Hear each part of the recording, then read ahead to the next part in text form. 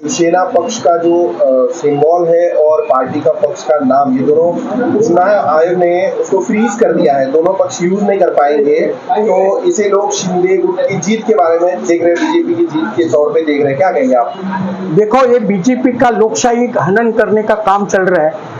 उसमें अगर इंटरिम उन्होंने ये किया है कि चुनाव जो अंधेरी का होने वाला है, इसलिए ये जो उन्होंने उसका फायदा लेके 4 घंटे में डिसीजन दिया है वो एक्चुअली गलत है। लेकिन शिवसेना को कोई फर्क नहीं पड़ता है। शिवसेना ये इतना बड़ा ब्रांड है कि उसके लिए किसी भी चुनाव में हम लोग चुनाव जीतेंगे, इतना खातरी है। और अभी जितना ये लोग शिवसेना पे अन्याय करेंगे, उतना महाराष्ट्र का मराठी आदमी एकजुट होगा। जो हमको वोट देने वाले पहले थे उससे डबल गुना बढ़ने वाले हैं। और इस बार जितना शिवसेना के बारे में ये भाजपा जो अपनी नीति गुजरात के साथ मुंबई ज्वाइन करने का उनका जो मकसद पहले से था, तभी से अभी आज तक वही मकसद उनका है, वो मकसद कभी हल नहीं होगा। मुंबई का मराठी आदमी, मुंबई में वास्तव करने वाला पुराना गुजराती भी हो, वो भी चाहेगा कि शिवसेना मुंबई में रहनी चाहिए। इसलिए आज जितना वो लोग कर रहे हैं, जैसा 2 मेळावा लेके उन्होंने अपने पैर पे कुराड़ी मार के ले लिया, उनका पितक उजाड़गढ़ हो गया कि कैसे ट्रक भर भर के लेबर लोग को ला के मैदान में भरा दिया था। लेकिन वो ऐसा हमेशा नहीं होता है। चुनाव अंधेरी का हम लोग भारी तादाद में जीतेंगे। और जो लोकशाही बचाने के लिए जो कार्य संस्था है, जो छोटी छोटी पार्टी है, कांग्रेस हो, राष्ट्रवादी हो, सब शिवसेना को सपोर्ट करेंगे और हम लोग चुनाव भी जीतेंगे। और लोकशाही में शिवसेना का जीत अगले सुप्रीम कोर्ट में हो जाएगा। शिंदे गुट का भी तो आपका ही था, फिर उसके बारे में क्या कहेंगे? वहाँ भी तो मराठा समाज है। शिंदे गुट का पैसा लेके उन्होंने गद्दारी किया, ईडी के वजह से डर के मारे गद्दारी किया। लेकिन भाजपा का ये पूरा मकसद है हर क्षेत्रीय पार्टी को खत्म करना, ये इनका काम है। और उनको देश पे और 20-25 साल राज करके हुकुमशाही चलाने का काम करने की तरफ वो लगा है। लेकिन ये भी 2024 साल में शायद लोग उनको पता चलेगा कि जो इमरजेंसी इंदिरा गांधी ने लाई थी वो खुलेआम लाई थी, राष्ट्रपति की साइन से लाई थी और लीगली लाई थी।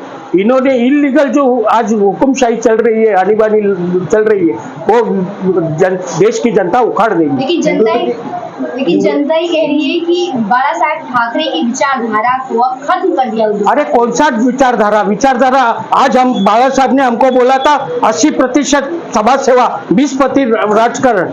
अभी हम लोग नाला सोपारा में चुनाव बड़ी तादाद में जीतते नहीं है, लेकिन इनको न्याय देने के लिए बहुजन विकास आघाड़ी के नेता ने कभी सपोर्ट नहीं किया। हालांकि बिल्डर भी उनका, इन्वेस्टर भी उनका, सब कुछ उनका होते हुए भी ये गरीब लोगों को न्याय नहीं दिया। मैंने उनसे लेके दिलाया।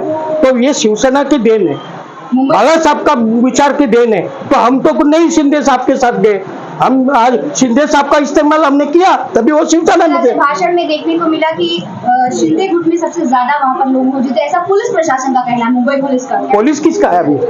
अभी पुलिस किसका है? पुलिस भी उनका है। अगर तुलना किया जाए तो वो लंबा मैदान था, ये हमारा चौरस था।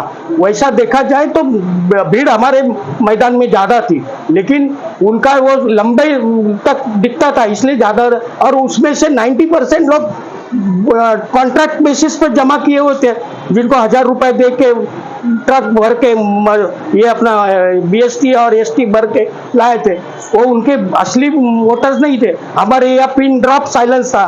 वो लोग के मुख्यमंत्री भाषण कर रहा था स्क्रिप्ट पढ़ के भाजपा की, वैसा तो हमारे मैदान में नहीं था। जमीन पे बैठे थे लोग, वहाँ कुर्सी पे बैठे थे, तो भी लोग उठ के चले जा रहे थे। हमारे यहाँ जमीन पे बैठे आदमी, बड़े बड़े ऑफिसर लोग जमीन पे बैठ के भाषण सुन रहे थे। सोमवार को फैसला आने वाला है सिंबल और पार्टी के नाम पे। ऊपर से चुनाव आयोग ने कहा है कि आप अपना नाम और चुनाव चिन्ह चुन के उन्हें दीजिए। इसके बारे में क्या कहेंगे? अगर अभी उसके बारे में लीगल ओपिनियन लेना, आज पार्टी का मीटिंग है सेना भवन में, उसके बाद लीगल ओपिनियन लेके चुनाव आयोग के सामने, वही इसलिए ही तभी भी सुप्रीम कोर्ट में हमारे पार्टी के जो वकील थे वो लोग बोल रहे थे कि चुनाव आयोग को पहला डिसीजन मत लेने दो। पहला डिसीजन जो डिस्क्वालिफिकेशन का है शेड्यूल 10 का डिसीजन पहला लो, बाद में ये करो। लेकिन जानबूझकर केंद्र के दबाव की वजह से सुप्रीम कोर्ट भी बाद में बदली हुआ, जो रोक के रखा था, उन्होंने ये चुनाव डिक्लेयर किया अंधेरी का, और उसका फायदा उठा के ये डिसीजन लिया है। तो आगे तो सुप्रीम कोर्ट में उसके बारे में अभी शायद हमारी पार्टी सुप्रीम कोर्ट में जाने वाली है। लोग ये कहते हैं एनसीपी और कांग्रेस से अगर गठबंधन नहीं किया होता तो ये ऐसी परिस्थिति नहीं बनती थी। अरे भाजपा के साथ 2014 में चुनाव हम लोग अलग अलग लड़े थे ना। जब हम लोग साथ में थे तभी भी हमको 10 मिनिस्ट्री दिया था, उसका भी पोर्टफोलियो सब सीएम ही हैंडल कर रहा था, हमारे लोगों को काम नहीं करने दे रहा था। अब हमारी आइडियोलॉजी हमको यूज नहीं करने में, मराठी मानुस का और जो मुंबई का विकास हम लोग चाहते थे वो भाजपा करने नहीं देती थी, तो इसलिए तो ईटी टूट गई। तो और बाद में शिंदे गुट भी तो अलग हुआ कि एनसीपी सारा काम करवा रही है, काम करके ले रही है, हमें नहीं दे रही, हमें कोई फायदा अभी नहीं है। जिनको जाना ही है वो कुछ ना कुछ अभी कैसा बोलेंगे कि 50 करोड़ रुपए हर मिनिस्टर हमने एमएलए ने लिया, हम पैसा लेके भाग रहे हैं, वो तो हम बोलेंगे नहीं, ये तो झूठा इल्जाम लगा रहे हैं। जिनको मिनिस्ट्री मिला था तभी 2.5 साल क्यों मिनिस्ट्री में बैठे थे, तभी क्यों नहीं बोले कि अपना जाना नहीं है राष्ट्रवादी और कांग्रेस के साथ। कुल मिलाकर आपका कहना है कि एकनाथ शिंदे ग्रुप के समर्थक जो उनके साथ गए हैं, इससे उद्धव ग्रुप को कुछ फर्क नहीं पड़ने वाला, जरा भी फर्क नहीं पड़ने वाला है, और उनमें से एक भी आदमी अगले चुनाव में जीत के नहीं आने वाला है।